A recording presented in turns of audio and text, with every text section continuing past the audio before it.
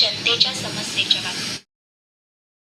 श्री संत नामदेव महाराज वारकरी संप्रदाय संस्थेच्या वतीनं आंबोली व हेदली येथे उत्साहात वृक्षारोपण कार्यक्रम संपन्न. रत्नागिरी जिल्ह्यातील खेड तालुक्यातील आंबोली व हेदली येथे श्री संत नामदेव महाराज वारकरी संप्रदाय संस्थेच्या वतीनं ज्ञानेश्वर मंदिर परिसरात रविवार दिनांक 2 ऑगस्ट रोजी पर्यावरण संवर्धनाचा संदेश देणारा वृक्षारोपण कार्यक्रम उत्साहपूर्ण वातावरणात पार पडला. या उपक्रमात विविध प्रकारच्या वृक्षांची लागवड करून पर्यावरण संरक्षणाची सामुदायिक जबाबदारी पार पाडण्याचा संकल्प करण्यात आला. उपस्थित मान्यवरांनी वृक्षाचे संवर्धन करण्याचे आवाहन करत प्रत्येकाने किमान एक झाड लावून त्याचे संगोपन करावे असे मत व्यक्त केले.